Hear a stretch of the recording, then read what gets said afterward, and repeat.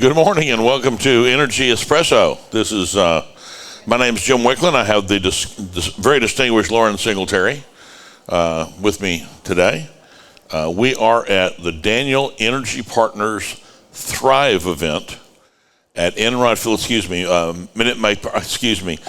Daikin Field. Is that where it is now? Okay. Yeah. It keeps changing names. Yes. Do you know, I bid on the Enron sign when it was auctioned off, and I missed it by $3,000. That's not too far off. If I'd have only known, I'd have upped my bid. Loren, thank you for joining me this morning. Well, I'm delighted. We don't have anything particularly teed up. We were just going to chat. But considering the state of the world today, there's an awful lot to chat about. Absolutely. You know, we sit here in the comfort of Houston, looking at the newspaper and seeing what's happening in the rest of the world, and that's why oil prices are where they are. 2 months ago, I'd have said oil prices would be $54 about right now. I think that was the consensus. But I did not expect the buildup of military in Iran. Right. What happens? Well, I think until we get some clarity, one way or the other, we're going to have the fear of supply shortages. The Straits of Hormuz are going to be somewhat controversial. Who controls that? Who actually lets supply go up and down that strait? And what is it? 20% of the world's oil supply comes 20 to 20 million barrels a day. Yeah. For those of you who don't know, the Straits of Hormuz is 21 miles long. There's a right lane that's 2 miles wide. Right. And there's a left lane coming and going that's 2 miles wide. So you've got 4 miles laterally and 21 miles long. Right. And 20 to 21 million barrels of oil go through there every day. So the idea that what Iran is going to produce or not produce, or what they're going to sell or not sell, is moot. It's what they let go through the straits. Absolutely. Absolutely. And they control those straits. That's the bad part. There's no one target we can hit that will shut down Iran immediately. That's right. Though I will say, I think what's happening right now is following a script that we kind of expected. Until there are riots internally, Trump really can't do anything. Well, I think there have been a lot of protest internally. Up until a couple of weeks ago, after they'd killed 30,000 people. Exactly. Exactly. So we need to get them to start protesting again, and you actually started to see that some yesterday. Yeah. Because if people aren't protesting and getting killed, this is a terrible way to look at it, then there's not much Trump can do. That's true. So it's going to be an interesting game of stalemate, but I was talking to somebody yesterday, and it was, in the next 10 to 12 days, we'll know. Yeah. And I think that was made clear last night in the State of the Union address. Yes, it was. That was a very interesting, right? Especially the part, anybody who believes that we should be looking after American citizens first, please stand up. Oh, I'm not going to go there. It was kind of a brilliant move by Mr. Trump, but only about half the people stood up. So let's shift back to oil and gas. One of the problems I see is Mr. Trump was hoping for $50 oil, and he's been working at getting us there. He's trying hard to keep the inflation low enough that he wins the midterms. Right. So he attacks Iran, and the Straits of Hormuz get shut down. That kind of blows $50 oil right out of the box, doesn't it? Well, it's pretty much blown out of the box right now. Yeah, but $65, it kills me. We're throwing a giant party because oil's not 54. And we're thrilled because it's 65. Right. And what's funny is, do you know the 25-year average oil price? No. $63. I'll be darned. So we are kind of sitting where it's always been. Right. It's just those periods above are the only ones we remember, and the ones below. When did that happen? Well, we do remember that because 2016, 17, 20-something a barrel. Yeah. Yeah.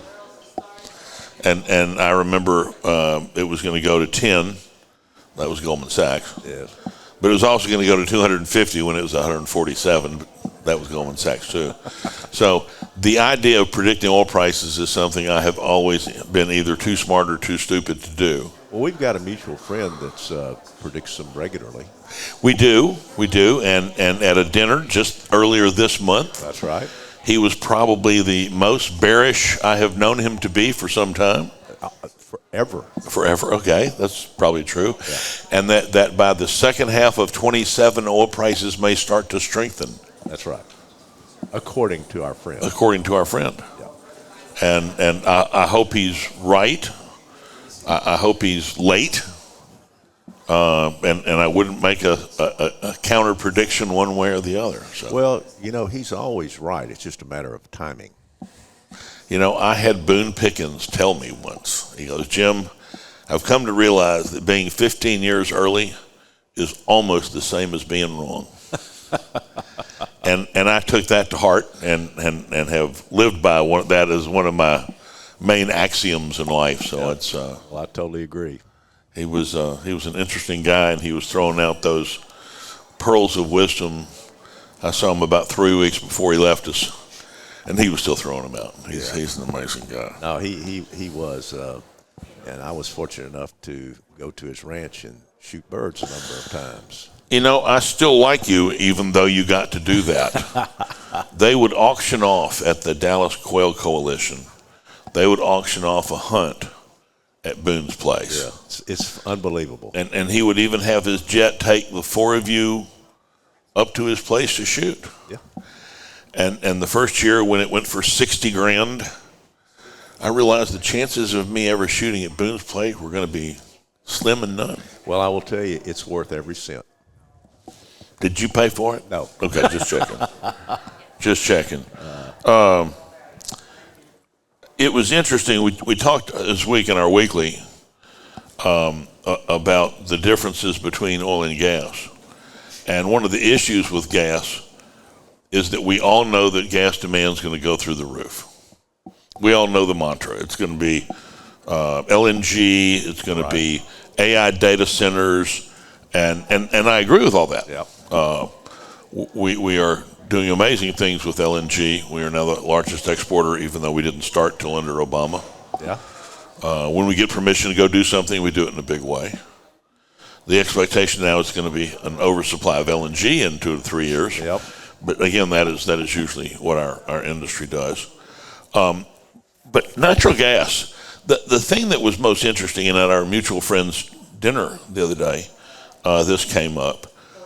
We need to produce about 24, 25 more BCF a day between now and 2030. Right. That's the expectation for data centers. And so another 25% over what we're doing today. Right.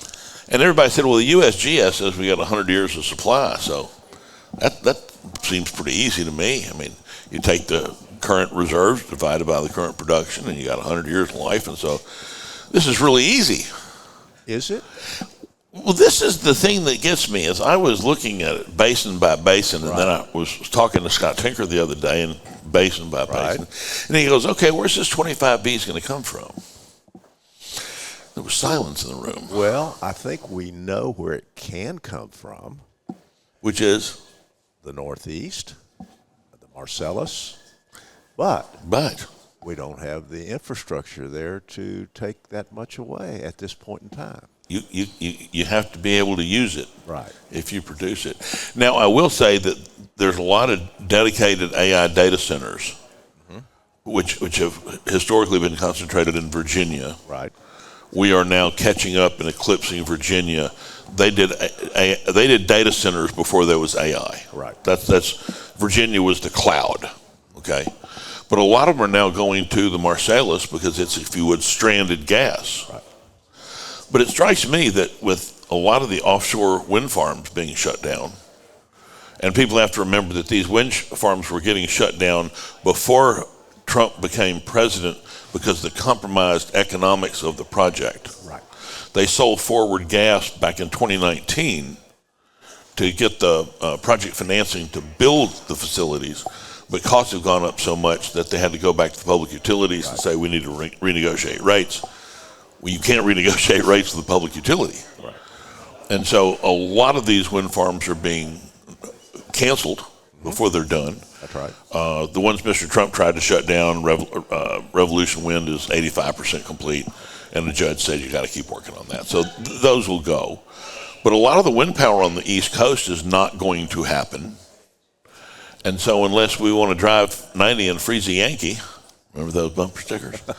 Then you're going to have to put pipes into Massachusetts and Connecticut, New York and Rhode Island and those places. And how do you get the approvals from those particular governments, state governments? The state governments pose a problem. Yes. The federal government's doing all sorts of kind of things, NEPA and everything else, to try and speed up permitting. Right. I went to Washington twice last February, fly-ins with both NOIA and Energy Workforce and Technology Council, and the point of our meetings was to discuss permit reform. And I noticed that this year, I didn't make the fly-ins, I had conflicts, but the topics were permitting reform. Right. So we're still beating on that one area, and we had kind of thought it was bipartisan a year ago, and not much has happened. And then as far as the states go, eating crow is a very, very untasty dish, if you would. Yes. And so for them to backtrack and say, okay, build a natural gas pipeline for our people, that's going to be a little bit of a challenge. I think it is going to be a challenge. There's no question about it. And it's just a matter of when the economics get the public's attention. Yes. The governor of Massachusetts said the other day that, where's the government bringing us all this energy for heat when we need it? And then there was the clip they showed afterwards, of course, a year ago, telling the governor to keep your hands off and keep your energy out of our state. So it might be coming around. Yeah, I think ultimately the people will understand that it's the best possible outcome is to have natural gas supply their energy that they need, in the wintertime, the summertime, whatever. Well, everybody realized, or most rational people realized a couple years ago that the energy source we need is all the above. Right. Okay.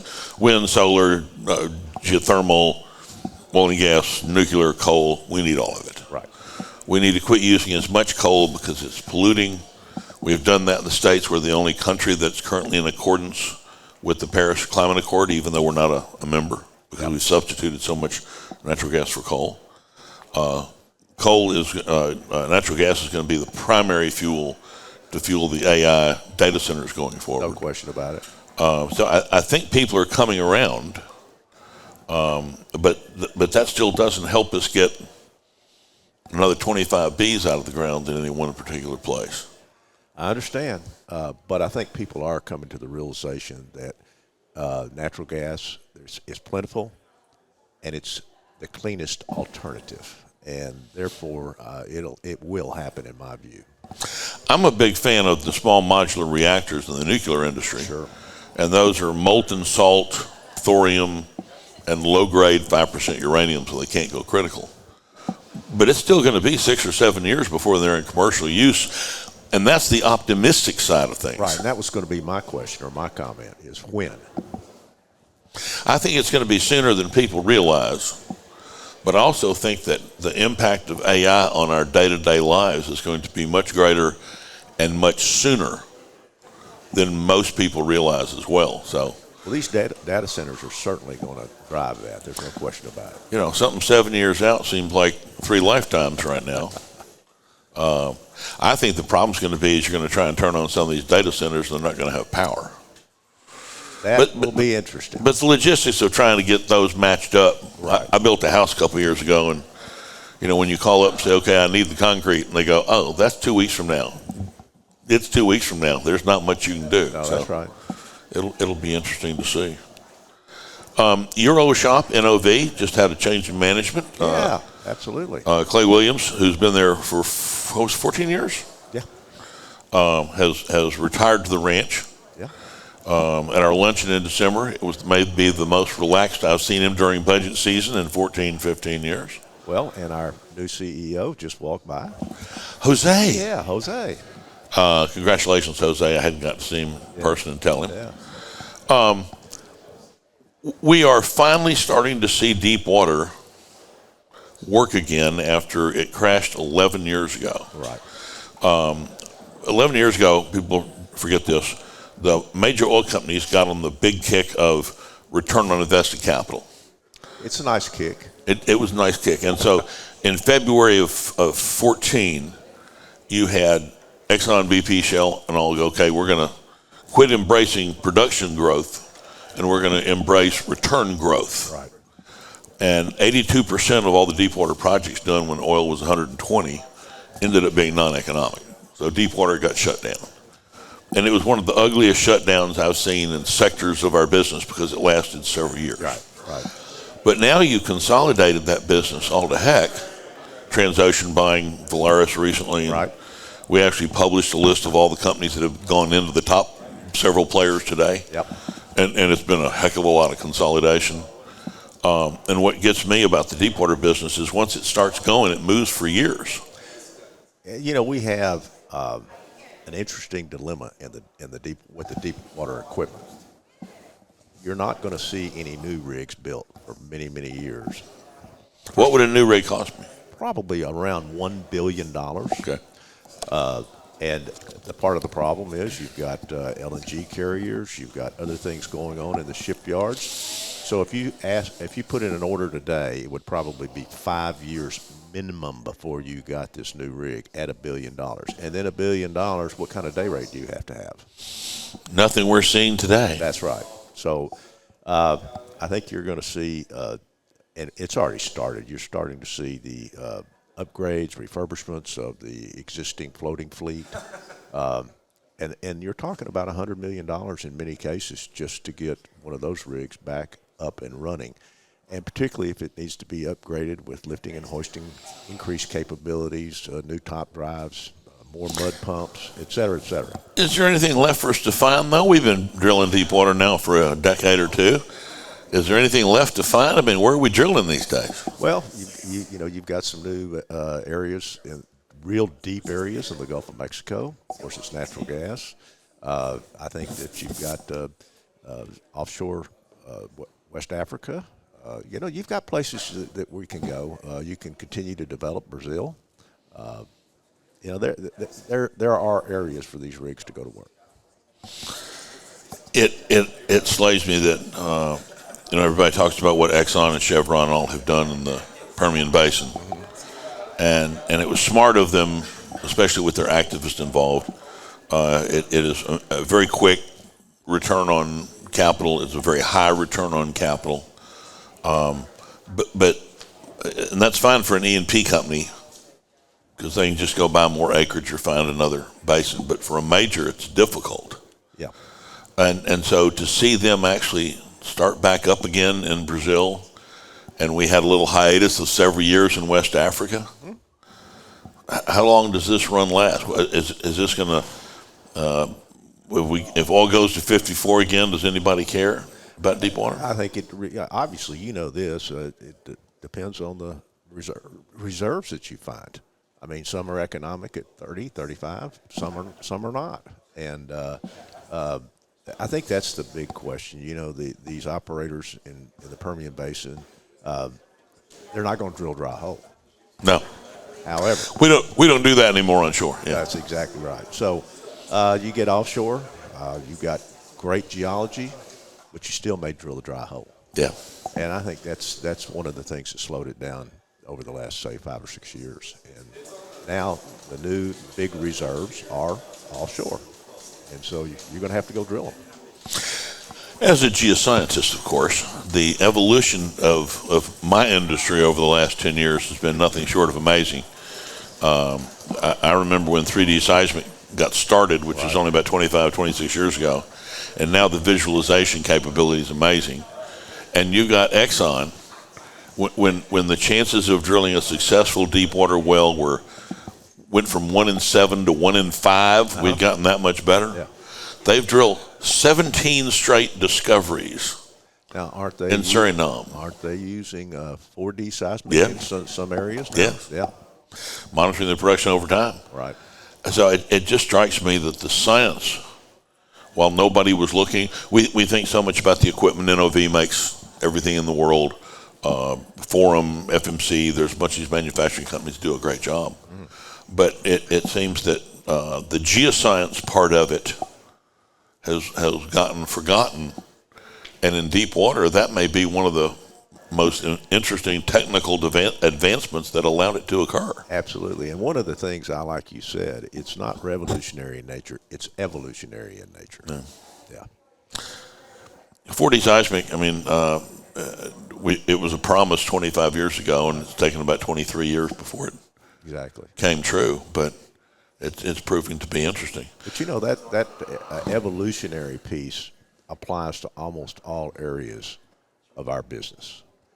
You know, we started drilling directional wells in the 30s in East Texas. We started hydraulic fracturing in 1948, and obviously those technologies have evolved to the point where, you know, we can drill these long laterals and these shale plays around, not only in the United States but around the world, and make them economic. So, U-shaped 4-mile laterals. unbelievable. It is stunning to me how quickly we come out with it, and then how quickly it spreads. I mean, simul-fracs were an interesting new thing, and now it's the standard way we do things, and we're just talking a couple of years. That's exactly right. And it used to take more than a couple of years for those technologies to move to the forefront of everybody. Right. I don't know how much of that is consolidation. Of course, there's been a huge amount of consolidation on the E&P side, Right. and that's where a lot of the science took place. The service companies haven't seen such consolidation, and all of the companies have been working overtime on completion science for the last several years, and whatever they do. Tell me about what you think's the future of all this. Where does this end up taking us? Well, you know, you're talking about some geology and the science of that. You know, let me talk a little bit more about the rig. Okay. You know, we're going to have automated rig floors. It's being worked on right now, not only for offshore rigs but for land rigs. We're going to get people away from the rotary table. We're going to have a really safe environment. You're looking at Exxon with the Noble rigs in Guyana that are having fully automated rigs, basically. I think that's where we're headed across the board, not only with the sophisticated deep water offshore rigs, but also land rigs as well. We're going to have technology. We're going to have our crews be safe, and everybody's going to $1 million hook loads from 750,000. Absolutely. That's well, you're running, you know, you're drilling wells that have more pressure. You need multiple strings of pipe. You know, you need the lifting and handling capabilities. You're seeing a lot of the land rigs actually get new mast and upgraded offshore rigs getting derricks that are, you know, handling much bigger hook loads. New top drives with bigger hook loads and capabilities. It's happening. That's really what it's an evolution in our industry. I remember Neighbors bought a robotics company several years ago, and robots were going to be the next big thing. Elon Musk still says robots are going to be the next big thing. I'm waiting to buy one for my house, so I don't have to mess with that anymore. Have we seen? You talk about automation. And can you talk about the difference between automation and robotics, if there is one, and what's going to win? You know, that's a great question. I really don't know enough about the capabilities of the robots and what may happen. You know, because again, that may be part of this evolutionary process. Yeah. Where we've gone to. Nobody knows at this point. Yeah. Right. So, but I think it's coming. There's not any question about it. Well, it always got me when people outside of our industry would watch Landman or read something on the news and say, you know, you guys just don't care about safety. And I can't think of any industry I've ever seen or worked in that cared more about safety and was willing to spend any incremental dollar No question to about get it. there. No question about it. And a lot of that, as you well know, is driven by the operators. Yeah. And if the operators tell a drilling contractor or a service company that this is what they want, well, guess what? That's what they're going to get. I want a 1 million pound hook load and managed pressure drilling. That's it. So the drilling contractor has to go back and spend millions and millions of dollars and recoup it over many years with That's this right. day rate. No question about it. But that's the cost of playing. That's it. Do we have enough of those rigs? I don't think so right now. But again, as we mentioned earlier, you're not going to see a new rig built, I don't think, in the near future. Land rig either? Oh, no, I'm not going to say that. Land rig fleet, I mean, I talked to some of the land rig companies, and they got 50 idle rigs from That's right. a year and a half ago. Yeah. And I don't know that we know for sure what the cannibalization is on those rigs and when there might be an opportunity to build new rigs or at least really upgrade some Upgrade of them. them. Yeah. Yeah, it's having been through this cycle a couple different times. Yep. I'm still actually surprised by the EBITDA margins the rig companies still generate. I think they've learned how to do it. I'm hoping so. I own stock in one or two of them. Well, and I will tell you that if you look at some of the land drilling contractors here, well, they're not just United States, but worldwide, they've been able to maintain day rates, and even as commodity prices have gone down or not where a lot of oil companies would like them. So, and they've been able to keep pretty good margins in their day rates. They have. I have lived with rig day rates for the last several decades. Yep. And I look at where they came down to in this down cycle. We're heroes. I mean, Absolutely. it's been pretty impressive. I think it's discipline that we have now that, and again, we've got fewer drilling contractors out there. There's been consolidation. I think that the people that are running the companies now try hard to. And you've got a bifurcation in the rig types as well. Exactly. So when you've got 4 companies, 5 companies, I'll let the 5th guy fight for what he thinks he is. In the premium land rig business, and further consolidation, a significant challenge from here. Yep. It does create discipline now. If we could just see more of that in the pressure pumping business. Well, and other service businesses too. So, but pressure pumping, you're right, there might need to be a little more consolidation there. I think so too, but I'm a giant fan of consolidation. So have you heard of the phrase bananas? Okay, you've heard of NIMBY, right? Yeah. Not in my backyard. Yeah, right. So now we have bananas. And that is, because I had to write this down because I had to make sure I had to get it right. Build absolutely nothing anywhere near anyone. I saw that yesterday for the first Bananas. So for everybody who's paying attention, NIMBY is so yesterday. I mean, that's so 2025. And so we are now in the world of bananas. And it's interesting, a friend of mine, Robert Bryce, keeps a track of all the turn downs and rejections of. Say that one more time. Bananas is build absolutely nothing anywhere near anyone. There you go. That's not just my backyard, baby. I know it. So I thought that was pretty funny. Yeah, it is. We were talking about disposal wells in this context the other day and water. And I've taken a couple of the companies as an analyst. I was involved in a couple of the water companies' IPOs, and I've watched them grow over the last several years. And I had thought that the next wave of IPOs would really be water companies. And to some extent, that's been the case, mainly because there hasn't been a big wave of IPOs in the service sector. But I was at NAPE last week and talking to Scott Tinker about this. And we now produce 1.8 billion gallons of water a day. A day. And we now have 200 seismographs around the Permian Basin. For those who don't know, several years ago we started having earthquakes in Irving, Texas, which was interesting because we don't drill in Irving, Texas.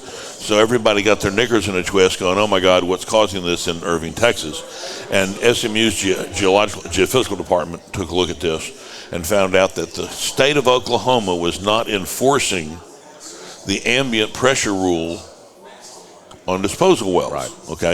Okay, first of all, water doesn't compress, so you push it down whole more than the ambient pressure, something has to move. And that something moving are the earthquakes. Right. And so now you've got them being recorded in West Texas. Yes. So that means we're going to have to limit the amount of water we inject in disposal wells, which means what the heck are you going to do with it?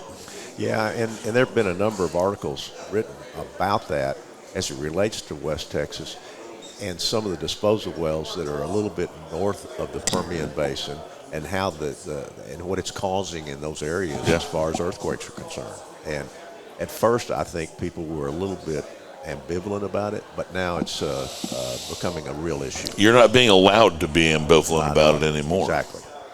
And then Select Energy last week did an equity offering and raised a bunch of money, and they're building fixed water facilities. But it was interesting. I made the observation that if we could get water clean enough for agricultural use, it'd be a home run. No question about it. But the problem is it costs us about $2 a barrel to do that. That's right. And these companies pay 2 cents a barrel to dispose. For water to water their agriculture. Right. And disposal is very cheap too. Yes. Relative to treating. Yeah. Right.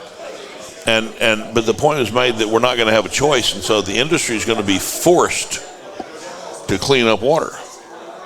And I thought that was interesting because the industry being forced, that statement alone encompasses a lot. Yeah. And it's going to be interesting to see how that really plays out and who actually does pay for that process. Mm-hmm. And I'm not sure I have the answer to that. I don't think anybody does yet. The Railroad Commission should be working on it, but I don't know. I don't know if they are either. But it's going to be interesting to see who makes the oil industry spend extra money to clean up water, and then the question of what we do with that cleaner water. And who are the players that are going to benefit from this and actually make some money? I'm sorry, do what? I thought we were talking about oilfield services, and you're talking about making money. He's getting everything confused. Okay, what else I'm trying to look and see what else we published this week. See if anything was interesting. The answer is usually not. I know what I wanted to mention. Power. So we were set up this year to retire about 12 gigawatts of power. We got rid of 4. Right. And a lot of coal plants that were in that big top number got waivers to keep producing so we didn't run out of electricity. And I think that's going to continue. It is.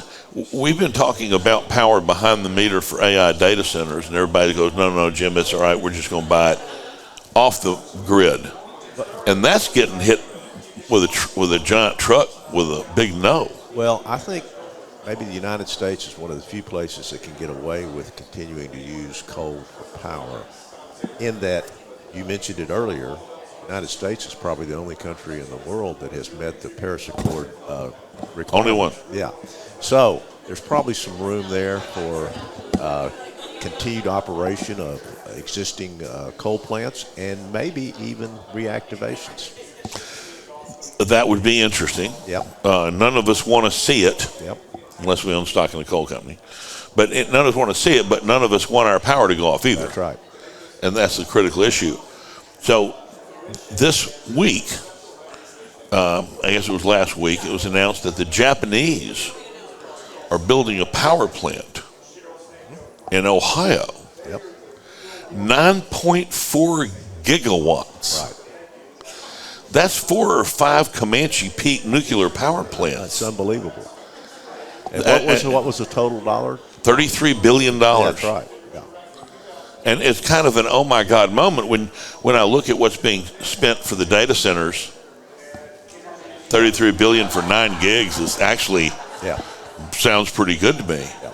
But I had kind of lost track of the fact that we could do stuff at that scale. Yeah. And also, why Ohio? That was my next question. Yeah. They've got the Utica. They got what we're talking about. They got stranded gas. They got Marcellus and Utica, and they haven't had a whole lot of use for it. Right. So that's probably one. I didn't see what the actual natural gas consumption of that would be, but it's going to be huge. Yep. And it's combined cycle natural gas. That's right. And everybody says, well, nuclear won't come in on time. One plant at 9.4 gigs? I mean, to be perfectly honest, that's 7 or 8 big data centers. Right. So the idea that we're not going to have enough power may not be right. It may just not be coming from the ways we had expected. Or in the places we expected. You know, Warren Buffett was talking about putting 8 combined cycle plants in the U.S. I don't think he ever got around to it. I don't think he did either. We need to work with him on that. Yeah. So what's your biggest concern for 2026 for the oil and gas industry? Low prices is always our concern. Finding enough people is always our concern, but we always find enough people. So I'm going to cut those two out of your options. Well, the pricing would be my number one. Everybody's always is, yeah. Yeah. And unless you can influence pricing, Right. then I'm not convinced. I think, and we've touched on this, but I think really finding new resources at reasonable cost that you can actually make money at is my biggest concern. You know, Okay. we know that there are formations out there that we can produce, we can drill and produce, but can we make money? I think with the discipline in the industry, the E&P industry has demonstrated, I am encouraged. Yes. There were over 650 E&P companies that went bankrupt, during the COVID period. I figure that's about 7,000 directors who were on the boards of companies that went bankrupt. D&O insurance went through the roof during that period of time. And so the biggest concern was as soon as oil prices ran up, these CEO wildcatters at these companies would go back to drill, baby, drill. And they haven't. Well, that may be a function of where do they get the financing to do so. It's awful hard to misbehave if nobody gives you money. There you go. And I'm of the belief that you're going to see, and this hails to our mutual friend, Yeah. I think you're going to have to see gas prices spike and spike to a decent level, which is a 6 number to me. Well, just let's use the Haynesville as an example. What do you really need from a commodity price for natural gas for the Haynesville to be profitable? 350. Bingo. Yeah. Okay, what are we right now? 350. Where are we today? Or 325? 325. Yeah, or something like that. But I think that, and it's on production. The Haynesville has already peaked. Okay, maybe not for good, but nobody's going to go build pipelines at 325. Nobody's going to go accelerate their drilling at 325. Right. So I go back to one of our original conversations, which is the 25 Bs. And I'm usually not bullish on commodity prices because you're usually wrong. But and I do think that once we get another 25 Bs of production going, that oil prices gas prices will go back to the 450 long-term number. Right. But I think it's going to have to go to 650 to get the activity in the pipelines up to the point we get that 25 Bs producing. And then gas prices normalize back. But I'm playing for that peak, that move. I think that's not unreasonable. I'm not sure we'll see a 6 handle, but we'll certainly, I think, see something over 5. And I don't need to see it in oil, which is the interesting part. I don't think we'll see it in oil either. No, I don't think we do. Yeah. You look at the supply-demand numbers, and, our friend put out that chart, and at this point, we've got sufficient supply to meet demand. Yes. Now, I've also got one slide in my slide deck that I just always seem to focus on. I've got the chart that shows U.S. drilling for gas dropping like a stone and gas production going up. And I've got oil drilling dropping like a stone and oil production moving straight up. And then I've got Saudi Arabia. And I've got their rig count and their production, and they're both moving still in lockstep. You know, I think that Saudi Arabia is an interesting conversation to have because people think that they have excess capacity of what? 2 million barrels a day? I'll give you one. That's my point. Yeah. Do they really have excess capacity? But if they start embracing the technology that's worked so well here, they may be able to reach that production with a lower rig count. Yeah. And I only say that because that's what we did. Yeah.